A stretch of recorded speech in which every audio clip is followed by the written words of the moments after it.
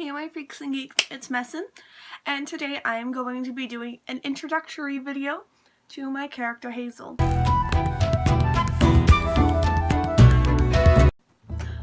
So Hazel, don't mind me, I'm closing my door.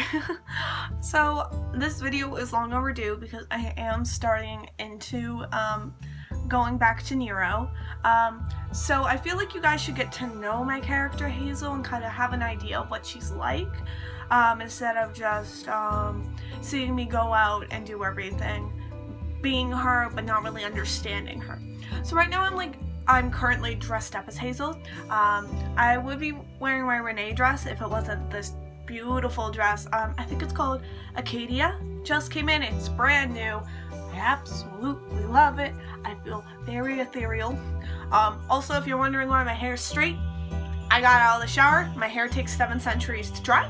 So, and I don't like using blow dryers because my hair is already damaged enough from dyeing it blue and aqua. So, I ain't messing with hair dryers. But anyway, into the point of the video. So, Hazel is a high elf, if you couldn't tell. She has a really rocky relationship though with being a high elf, if that sounds odd. So Hazel grew up in a very traditional family. So in Nero there are traditionalists, and I believe they're like, I can't remember the name, but they're basically, sorry, adjusting my ear. They're revolutionarist. That doesn't sound like the proper word, but I'm gonna use it. So they are, they're the people who are like, no, you should just stick with your job. They're less accepting of other creatures, say like half-orcs, because we got like a huge war with them and stuff. But like the revolutionarists, they are more accepting, more open. A lot of adventurers tend to be on that side. So Hazel was on that side, her family was not. She was part of the farmer caste, so in the High Elf Society, Nero, there are caste systems, and so there's stuff like builder caste, knight caste, etc. So she was part of the farmer caste, and it's actually, in their society, it's a decently important job, because nothing is outweighed or anything, everything's considered equal, but farmers are held to, like, I think a bit of a higher standard, not like as much as nobles and stuff, but it's because the High Elves believe that people in the farmer caste have a closer relationship to the earth, and they have a closer relationship to their old magic. So it's considered very important, and Hazel's parents were very dead set on, you're staying here, this is what you're doing, this is very important to our society, you can't throw this away. Hazel was pretty content with it for a number of years until her grandmother told her stories about the adventures she went on, the land she saw, and Hazel right then and there was like, that's it, I'm going out, I'm going adventuring, I'm going to be an adventurer. Her parents didn't like that. She told her parents that that's what she planned on doing when she was younger, like not younger, she told her parents when she was younger that's what she was going to do when she was older. Her parents said no. They told her that wasn't happening, that she's staying here and she's doing her job. So she stayed for a good number of years, trying to kind of, I believe it was 40 years, trying to kind of fit in and do the job she was assigned. She didn't really have many friends, because a lot of her family, friends and everything surrounded themselves with traditionalists. So she had a very hard time finding friends that she could talk to about like her research on the outside world, about her adventures and everything, because a lot of people were like, that's really weird, you should want to stay here. So around the last 10 years of her life, she got in huge fights with her parents, they finally deciding this wasn't what she wanted to do. She wanted to go out. Because most high elves don't leave their house till they are 70, she was still stuck there, she just hated it, and eventually one day, she decided to leave. Age 70, 10 years usually before high elves leave, she ran away. She grabbed like a few provisions, some clothing, some gold, and just went out the door. She did leave a letter for her family though, telling her where she was going, and so that's where they could write. For around 2 years, she would, every 2 weeks or so, she would move on to a different town. How she would make her money is she would help farmers and stuff in the area with their crops, kind of teach her some of the techniques she learned back at home, kind of spreading her knowledge. But every week she would write to her parents. Week 1 is like, hey, I'm here, you can write here, like, don't worry. Or, hey, I'm going here and I'll be going here afterwards, so you can send these letters to these places. And she tried for 2 years to keep in contact with her parents, but they never wrote back. So eventually she gave up and she traveled around for 15 years before she met the Gorwicks. So the Gorwicks were a usual farming human family. She went out to help them, but she kind of fell in love with the family. They were very opening and welcoming to her. They invited her to stay at the house. So 2 weeks turned into 4 weeks, turned into 8 weeks, turned into 1 month, turned into a couple months, and eventually she decided to settle down there. So she kind of became adopted into this human family, which was very odd because usually high elves see themselves as above humans and like other creatures like that.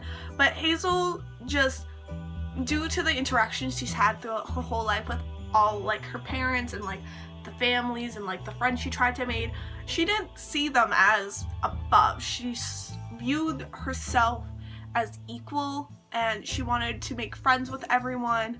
She didn't like being above people, and she loved how opening and welcome this human family was. Even though she was different, they like opened her, like had open arms for her, and so she helped with the family for around 9 years until her best friend and her little sister, Lily Gorwick, she became ill. One night she disappeared into the forest. They searched for hours, they couldn't find her. The next morning she showed up. She was paralyzed from the back in her bed. She was paralyzed from the waist down, pale, couldn't move, sickly, high fever. They had no idea what happened. And Hazel, for around a year, went out searching, trying to find a cure for her little sister, someone who could help, a healer, a doctor, whatever. But nothing seemed to work. No one could figure out what it was. And so Hazel had heard about Thrush Peak from Lily. Lily had told her she wants to be an adventurer just like Hazel, because Hazel had passed on her stories about her adventures to Lily. And so she told her all about Thrush Peak, which was the expansion north, how they were pushing north to expand the kingdom, and how she wanted to go there when she was around 19 or 20. And so she thought this was her last chance. If she couldn't find anything down where she was right now, there could be something up north. So she grabbed her stuff and just booked it up north, and that is what she is currently doing. Though we are now up even further north in a northern encampment, but still, this is her main motivation, is finding a cure for her sister. But it's also another motivation for her that she doesn't share as openly, is to prove her parents wrong. That this was a good job, this was a good choice, she can do this, because her parents don't talk to her. She has no idea what her parents are doing right now. She doesn't want to know at this point, because she sees it, if they can't support me, then what's the point of trying to reach them? So that's kind of Hazel's backstory. So right now, her personality is supposed to be very friendly, very outgoing, very curious. I've not been playing her that way at all. I have been a lot, I've been very shy in this LARP, because I didn't have any friends, but luckily, thanks to my friend Dylan, back in the last one, we made a ton of friends. So I'm hoping to play Hazel the way I want her, which is very bubbly, very outgoing, loving of everything. I still try and play her friendly and everything. She also is, due to spending so much time with the human family and kind of disliking her high elf qualities, she has become more human. I am going to say that now. It is one of her major things. She has become more human. She eats with her mouth open. She slouches. She doesn't mind if she gets dirty. A lot of those things, like high elves, prim, proper, head up, like great manners. Hazel dropped that. She does not want to be associated with that kind of part. Though she's a high elf, like, she wouldn't mind race changing. Like, she just feels uncomfortable in her skin because she hasn't met enough high elves that are really more opening and accepting for her to see her, like, community in a good light. She's only met, like, a few, and she's hoping to meet more. The thing is, though, in high elf, like, society, like, a race change is, like, something worse than death because you are abandoning your, like, duty. It's just awful. In the book, it says usually high elves, like, other high elves will, like, cut contact with you completely if you willingly race change. So she's kind of against that. Also, a little fun tidbit is, elves usually have traveling names on the road. So, they, like, mainly it's for Mystic Wood Elves. Mainly Mystic Wood Elves do not have their real name because they're more Fey-like and their name has power over them. So they don't share their name. Hazel, completely abandoned everything, you know, back home. So her, little sister, Lily, gave her name. So she picked the name Hazel out herself, but Lily gave her new last name. She didn't adopt the Gorwick name. Lily named her Summerstrider because she said that she saw a shift of, like, a change of her personality and everything, as if she was walking on sunshine when she was around her new family. So that's, like, a fun little fact about Hazel's last name. And yeah, this has been Hazel. I hope you guys like her. I hope you guys are enjoying her. Next week I will be going to Nero for a 4-day long weekend event, so that should be fun. And I promise I will try and get footage, because the last one I got footage, but it was really shitty footage. So I promise I will try and get footage.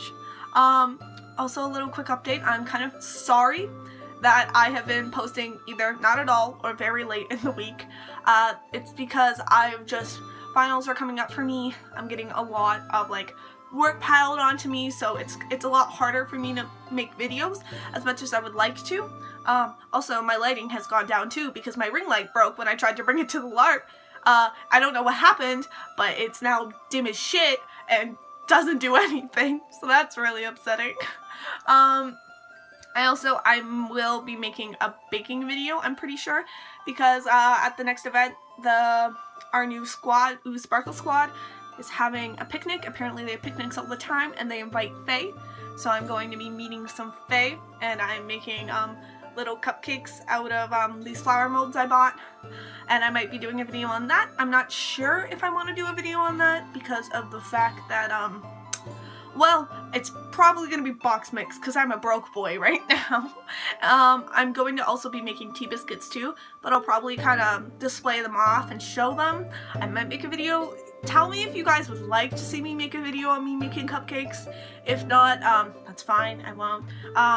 Next video, I may not be posting next week, depending on how busy I get. And I know the 4-day LARP weekend event might not be coming out for like 2 weeks or so because I have this huge essay due and the LARP weekend is cutting into a lot of it, but I don't care because I'm gonna have fun. But I may ban a gig of it. It may come out either later next week or the week after that, depending on how busy I get. But yeah, this has been my introduction to Hazel. I hope you guys enjoyed this video, and I'll see you guys next time. Bye-bye!